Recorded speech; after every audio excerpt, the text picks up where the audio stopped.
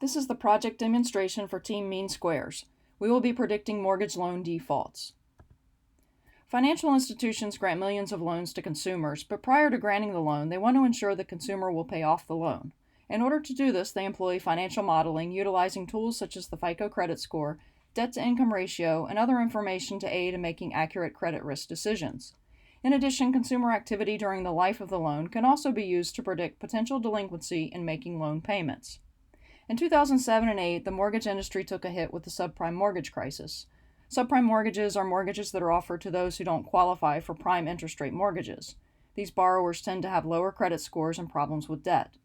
In the early and mid-2000s, as interest rates were very low, those who might not qualify for traditional loans were suddenly able to qualify for subprime mortgages. Housing prices quickly rose, and more subprime mortgages were being granted. As the interest rate began to increase and the housing bubble burst, home prices fell and defaults occurred. The financial effects were felt for many years, and in response to this, new regulations were instituted in the mortgage industry to try and prevent something similar occurring. Our research problem will be to determine if a consumer will be 90 days late on scheduled payments. When a consumer is more than 90 days late on their payments, the loan will go into a non-accrual status, which means the bank stops earning interest income on the loan. A lot of times, loans that are 90 days late will end up in default, where the lender will not receive its principal and interest unless the borrower has adequate collateral to cover the loan. The lender wants to minimize delayed payments that pass this 90-day threshold. The purpose of our predictive model will be to take into account all the available information on a consumer and the performance information of their loan and predict whether a consumer loan will fall into delinquency. In this project, that means 90 days late on scheduled payments. We also want to determine the main factors contributing to the delinquency to determine if there is a way to prevent the loan from reaching this delinquency status. The technical goals of the project: we will build a classification model to predict whether a consumer will be 90 days late on their payment and determine which variables contribute most to the default status. The project uses data from Fannie Mae, which is a leading source of financing for mortgage lenders, and they offer loan-level acquisition and performance data on a portion of all their single-family mortgages. The software we will use is RStudio, Postgres, and Tableau. For the project plan, we will apply the knowledge we have acquired throughout the data analytics program by following the CRISP-DM process. In the first phase, we will gain a thorough understanding of the business problem we are trying to model. We will also gather the data and plan the project. We will develop an understanding of the data sets by performing exploratory data analysis, looking at statistical summaries of the variables, distributions, and correlations, as well as the visual displays of the variables. In the data preparation stage, we will clean and transform the data, which includes addressing missing values, creating additional variables, removing variables, looking at outliers, and any other problems we found with our data in the data understanding phase. Once our data has been cleaned and transformed, we will proceed with modeling. We will build and evaluate 4 different model types: logistic regression, decision tree, neural network, and support vector machine. We will perform a 70-30 split on the data for training and test sets, and to evaluate, we will use the accuracy, confusion matrix, and area under the ROC curve. We will also validate the models using k-fold cross-validation with 10 folds, which will provide a better measurement for how the model will deal with unseen data. We will then compare the best of each model type to determine which model performs best and best meets our business objectives. The best predictive model will be implemented in a Tableau dashboard to allow a lender to visualize consumer loan defaults, as well as predict if a consumer will become 90 days delinquent on payments. Our data comes from the Fannie Mae single-family fixed-rate mortgage data set, which contains mortgage data from 2000 to 2017. This includes acquisition data and performance data, which are updated quarterly. This is the website where the data can be downloaded, either quarterly or in total, from the acquisition records and then performance records. The acquisition data contains static mortgage loan data at the time of the loan's origination and delivery to Fannie Mae, and the performance data provides monthly performance data for each loan from acquisition to the current quarter, and it includes 1 row of data for each month. Both data sets have a loan identifier, which will be used to join the 2 data sets, and our target variable is default, which we will create from the loan delinquency status field. If the delinquency status has a value of 3 or higher, the loan will be considered in default. In order to store the sheer amount of volume of data that we are dealing with, we have created a database to store the data.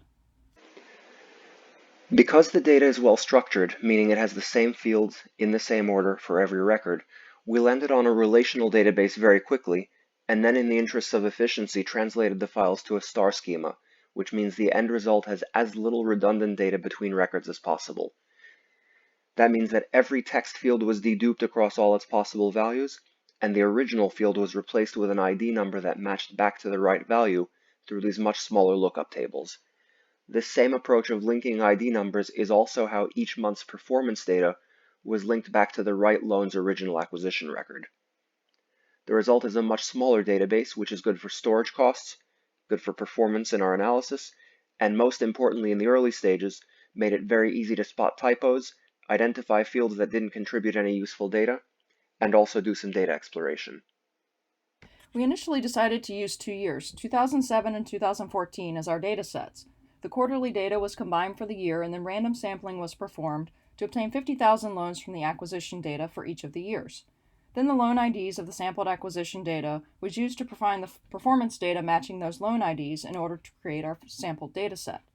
After the samples were created, we checked to make sure they accurately reflected the data set by looking at the percentage of unique loans that were in default status. This is a summary look at 2007 and 2014 data sets with the variables, their levels, and the number of missing values. This is a closer look at 2014 data set in which we can see all the variables and the variables that have missing values, which we will need to deal with in the data cleaning phase. For data exploration, we performed a univariate analysis on each of the variables, as well as a bivariate analysis of the variables against our target variable default. The full exploration is in our report, but for this presentation, we will focus on a few of the variables we noticed which could have an influence on our predictions. Origination interest rate shows a normal distribution around the median of 4.25, with those who defaulted having a slightly higher average interest rate than those who did not. Origination debt to income shows a slightly higher percentage of those who defaulted having a higher debt to income ratio. Credit score was much lower for those that defaulted than those that did not, and there's a higher percentage of defaults as the loan age increases. We also looked at correlation among the variables. Correlation evaluates association between variables and is important to evaluate in determining which predictors to keep. The following variables had a large amount of correlation. For example, origination loan to value is a subset of origination combined loan to value, thus there is a 99.5% correlation. And we will deal with this correlation in the data cleaning phase. Our target variable default has an unequal distribution in that only a small percent of loans have default status.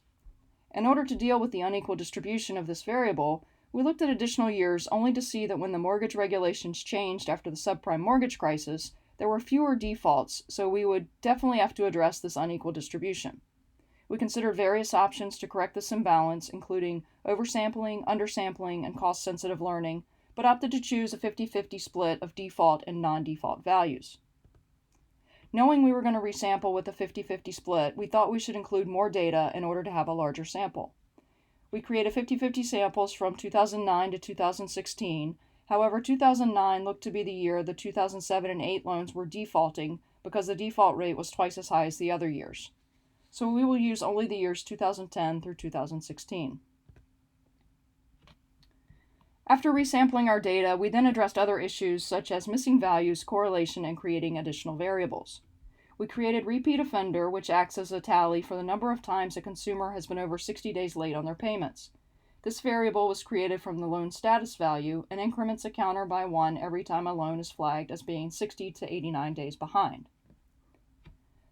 As there was a 76% correlation between borrower credit score and co-borrower credit score, and over 50% of the observations contain NAs in the co-borrower field, we created maximum score, or max score, which takes the maximum value of borrower credit score and co-borrower credit score, as this is one common method used by banking institutions in mortgage modeling.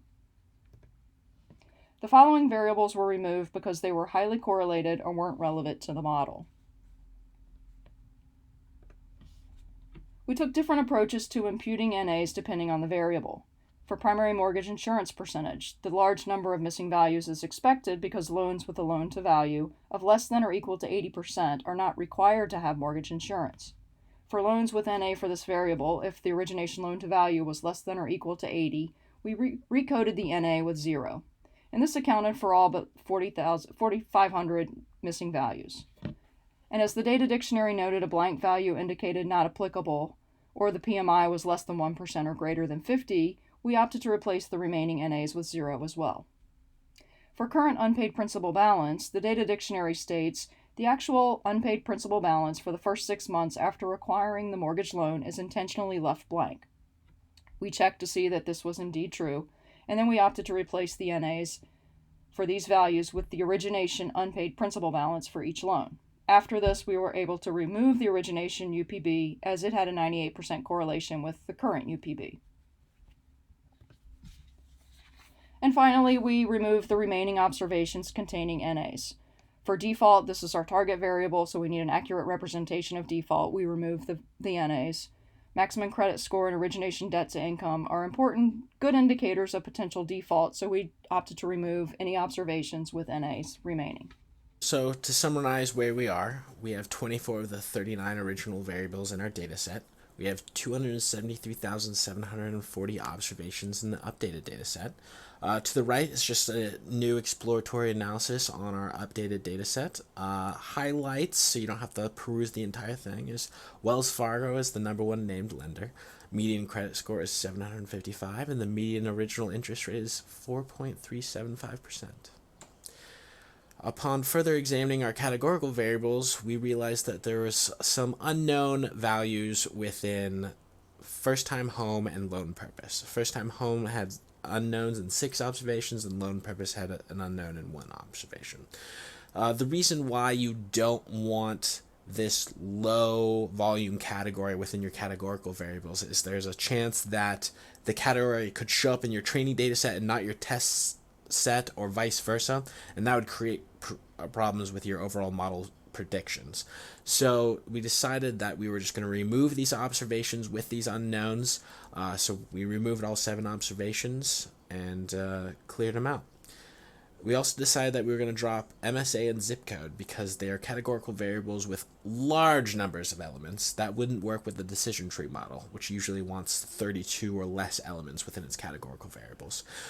Because we wanted the same modeling data set for all of our models, we decided to cut those for everybody, so we'll have the same modeling set going forward.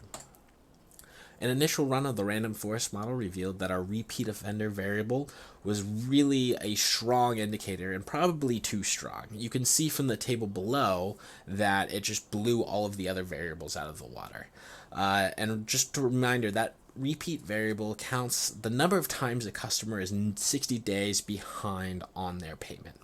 So what we decided to do is recode that variable and just take a step back to increment it when a consumer is 1 month behind on their payments instead of 2 months. So we traded depth for breadth, basically. So a smaller population of our data set would be behind 2 months, but we might be able to predict more easily if they are going to default or not if they had 2 months.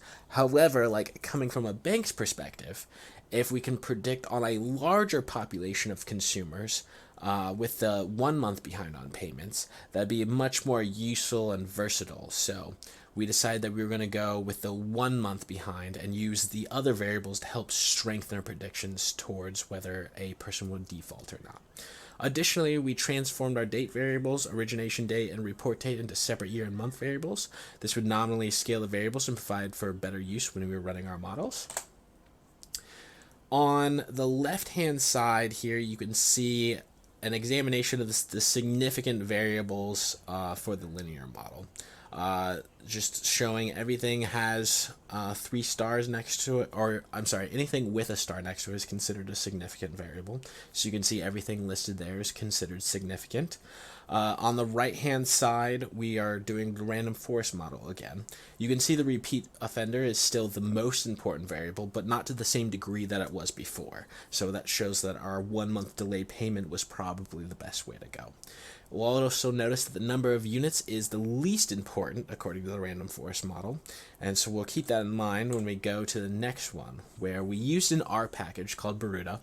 The Bruta algorithm is a wrapper built around the random forest classification algorithm.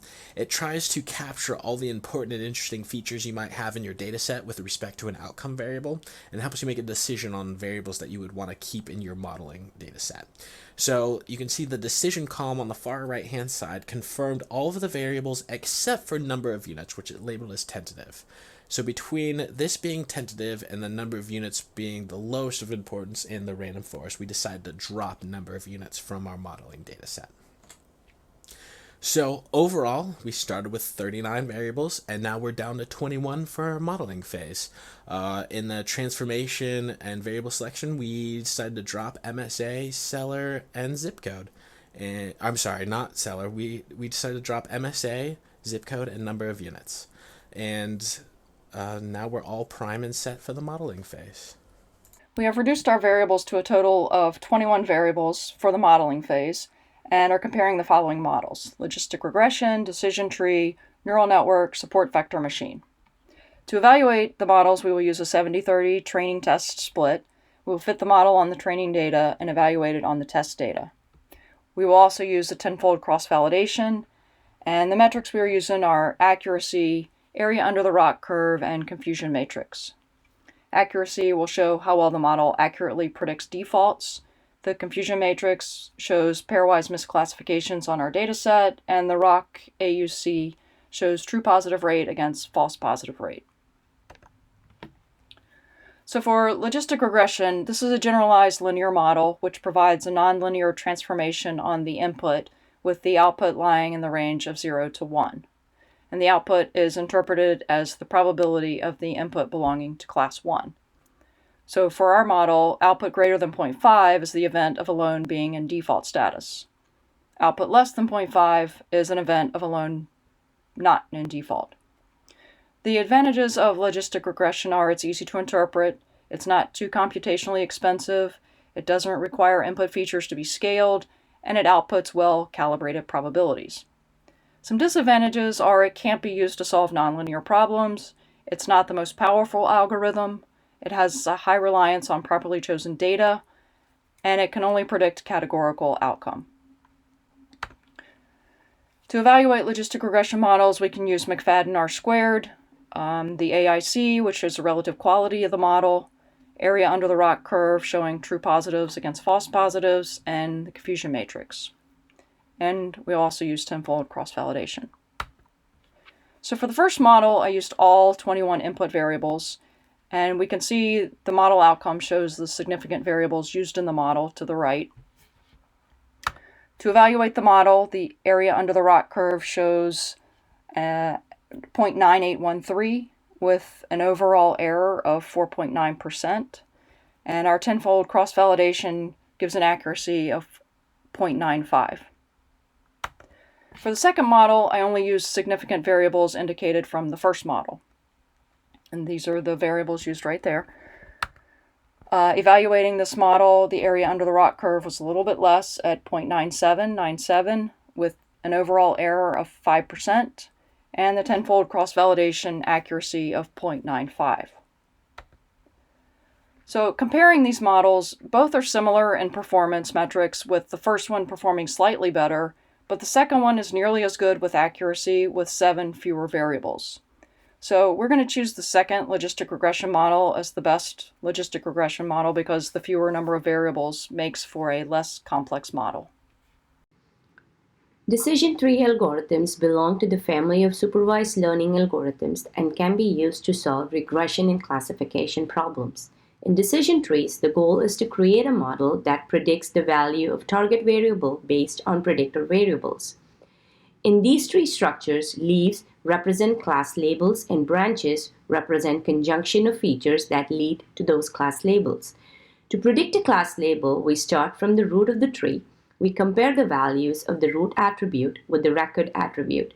On the basis of this comparison, we follow the branch corresponding to that value and jump to the next node.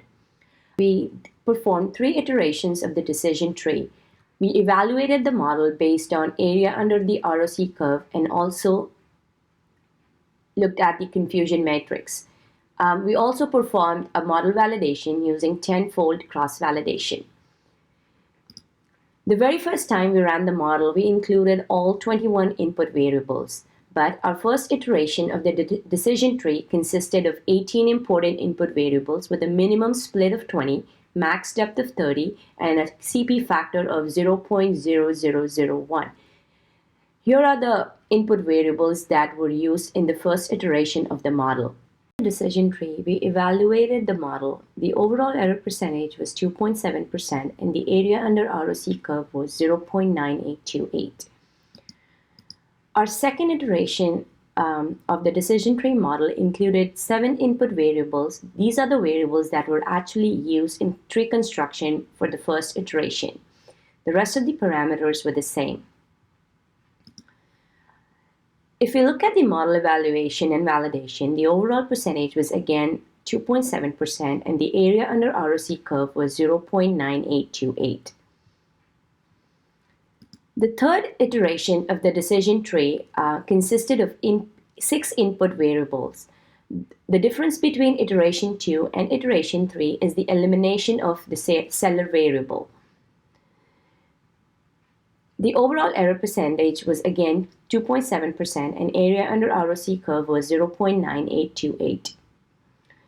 Here's the final decision tree that was generated as a part of iteration 3, and we decided to include this iteration as the final model. Next up, neural network. Modeled on our own brains, this is an approach that traces a lot of independent input data down a set of decision-making pathways and, through trial and error, attaches weights to right and wrong predictions. Once it's built up enough of these weights, the model builds pathways connecting different nodes along the thought process. A model with more nodes or neurons is considered to be more complex, although that doesn't always mean it's more accurate, as you'll see on the next slides. It's a very strong, flexible design in that it gives a lot of control in the number and layout of its decision nodes, and also in specifying right versus wrong weightings. And that makes it especially powerful when you give it a massive data set, even if some of it's missing. That being said, its complexity also comes at a high price because it's very hard to follow both the decision-making process internally and then to visualize and interpret the results at the end. It's kind of a black box in that sense. It's also optimized around much larger data sets, which puts it at a distinct disadvantage to, say, support vectors when there isn't as much data available. Its metrics are similar to the other models. Area under the residuals curve compares the likelihood of false positives against true positives, and the confusion matrix gives you the model accuracy as a proportion. As before, we'll be using tenfold cross-validation to quantify its accuracy on truly new data. We started from a single layer 50 neuron network, and the first pass was pretty good with 0.85 area under curve, meaning 1 out of every 6 "this person will default" predictions was a false positive. From there we iterated down to 49 neurons, 48, etc., all the way down to 1, and saw pretty typical behavior for neural networks. The vast majority, specifically 42 out of 50 networks, had an AUC of about 0.5, meaning that for every correct default prediction, it also turned up a false positive. That's not something you want to see with tens or even hundreds of thousands of dollars on the line. Fortunately, the best performance happened with only 2 neurons, when it finally got up to 0.97 area under residual curve. It almost completely eliminated false positives, in other words. With this network, the overall error rate was only 3.4%, which means the model was almost 97% accurate. From there, we used R's caret package to tune the model further while running a tenfold cross-validation. The final product was a 3-layer neural net with 134 neurons in the first layer, then 10, and then a single node in the final layer, and it got to an even stronger 0.99 AUC with 97.2% model accuracy according to the confusion matrix. That being said, compared to the 0.97 and 96.6% that we saw on the previous slide, this took a lot more complexity.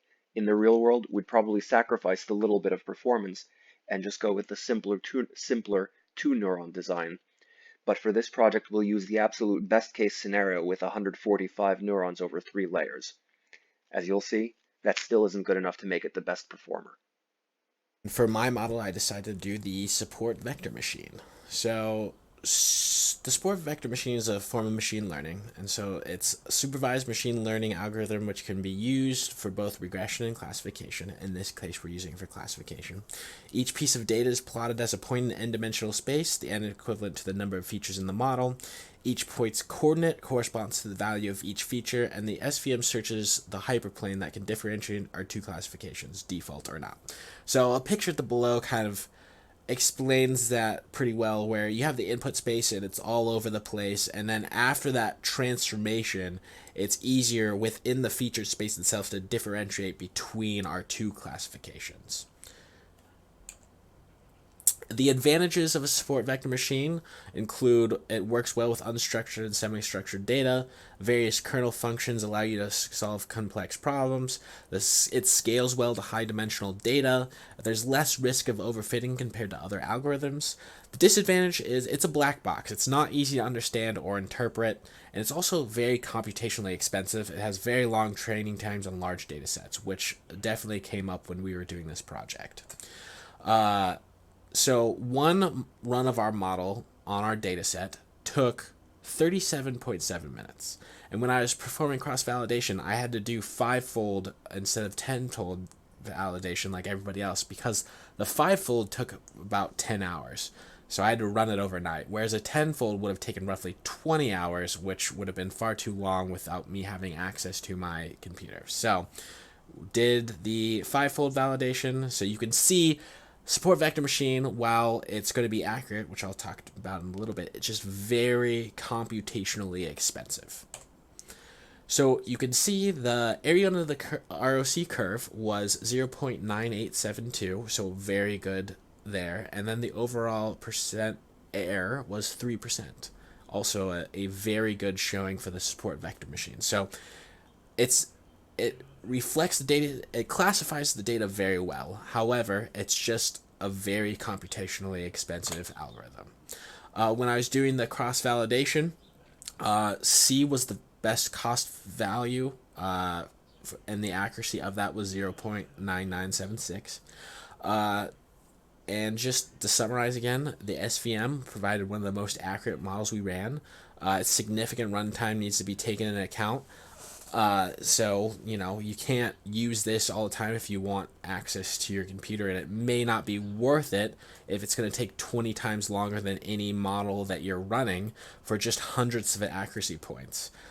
So you have to think about what do you want to sacrifice, this computational cost to get a few more points in accuracy, and that'd be up to you. So that is the support vector machine. For model comparison, we used cross-validation metrics for each model to choose the best model for our predictive analytics system, as well as consider our business problem, which is to predict whether the consumer loan will fall into delinquency, more than 90 days late on scheduled payments, and determine the main factors contributing to that delinquency. While SVM and neural network provided the most accurate models we ran, we need to consider the difficulties of their implementation for our business objectives. As one of our business goals is to determine the main driving factors behind delinquency, a decision tree is a better model for ease of understanding and implementation. We will thus use the decision tree rules to incorporate the predictive model into our Tableau dashboard. As a part of this project, we built a Tableau dashboard. As you can see, our Tableau dashboard has 5 tabs. The first tab revolves around a predictive and an interactive component, which is built based on the decision tree model rules from our project. The second looks at the decision tree results visually. The third is basically a data exploration around our sample data set for Fannie Mae. The fourth tab focuses on our target variable, which is default in this case, and the last tab is about details. So let's look at the first tab, Predictive Decision Tree Model. In this tab, we have incorporated the final decision tree rules and created a user-friendly UI that will predict whether the loan will default. The user needs to answer a few questions which are focused to gather values for our final predictor variables. For example, how many times has this person missed a payment before? The answer to this question is used to populate repeat offender variable. Original debt-to-income ratio, original loan-to-value ratio are used to populate corresponding variables. The report simulation date is used to calculate report year and report month. The mortgage origination date is used to calculate loan age. So based on the input to these questions, the tool will predict whether or not the loan will default. For example, in this case, a person has missed a payment once. It is likely that the person will default. Let's look at the other tabs on the dashboard. This section of the dashboard visualizes the metrics around a final decision tree model. It shows our final decision tree, the ROC curve, some information around predictor variables and output variables that were used in the model, some information around model settings, and then this section right here, it talks about the R-part test scores.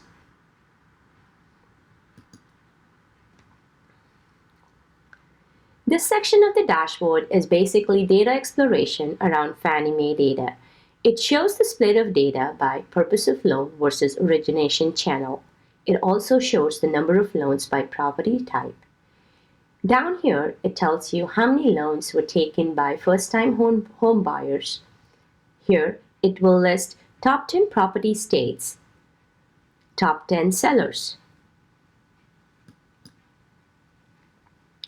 This tab explores different attributes and metrics around our target variable. This graph here explores defaults by occupancy type and purpose. Down here, it shows loans and defaults by property state. California and Texas had the highest defaults, but they also had most number of loans. Down here, the same split of data is seen by origination channel. The detailed tabs explores loan numbers by seller and origination channel. If I were to click on any section of the main dashboard, it will take me to the detailed tab. It also has filters that lets you slice and dice the data. For example, first-time home, yes or no, loan origination channel, property state, occupancy details, property type details, if it's a condo, a single-family home, or manufactured housing, etc., loan purpose, seller, and then loan age. So that's an overview of the dashboard that we built as a part of this project. In summary, this project focused on creating a predictive analytics system for a mortgage lender to predict when a consumer would be delayed in payments by 90 days or more. We followed the CRISP DM process, which began with stating the business problem and gaining an understanding of the data. We acquired our data from Fannie Mae and built a database to store the data, as the files were very large and not easily imported into R. We developed an understanding of the datasets by performing exploratory analysis, and it was during this phase that we noted our target variable had an unequal distribution, with only 2.2% of observations resulting in default status. As this would lead to some algorithms to be biased toward the more prominent class, we opted to perform a 50-50 split of the data of default and non-default values. As this also reduced the total number of observations in our sample dataset, we opted to include more years into our sample. We ended up finally using the data from 2009 to 2016. We performed exploratory analysis on this new sample dataset and performed data cleaning, including variable creation, removing irrelevant and highly correlated variables, and dealing with missing values. We then performed variable selection and transformation using principal component analysis, logistic regression, and random forest to determine significant variables. During this process, we noted the model was actually producing an area under the ROC curve value of 0.99, with our created repeat offender variable providing the most influence on the model. So we ended up redefining the repeat offender variable to indicate when a consumer was only 1 month behind on payments. Our dataset was transformed from 39 variables down to 21 variables to be used in modeling. For modeling, we looked at logistic regression, decision tree, neural network, and support vector machines. We evaluated the models with accuracy, confusion matrix, and area under the ROC curve, and we validated with tenfold cross-validation. We then compared the best of each model type to determine which model had the best performance and met our business objectives. We opted with the decision tree as the better model for ease of understanding and implementation. The next stage would be to put the model into production, and for this project, we used the decision tree rules to incorporate the predictive model into our Tableau dashboard. As for lessons learned, in building our predictive model, we followed the CRISP-DM process and realized how important it was to provide a structured approach to decision-making problems and helped ensure you get business value from your analytics. We realized the importance of starting with good data and several times returned to data collecting, exploratory analysis, and cleaning phases as we encountered issues which made us rethink our approach. It's also important to have good domain knowledge of the problem you are trying to answer. This helps in understanding the data and in interpreting the results and how it best addresses the business problem. While none of us work in the mortgage industry, we were able to learn about it as we worked through the project. However, someone with domain knowledge might have approached the problem differently. As we were faced with very large data sets that caused us problems in trying to import into R, we learned about different sampling techniques and how to deal with unequal distributions in our target variable. We also learned more about cross-validation as a method to evaluate a model's performance on unseen data. We have a new perspective to assist in real-world business questions we face daily. With large amounts of data and many possible business questions, we have learned how important each phase of this project is to gain optimal results in our real-life scenarios.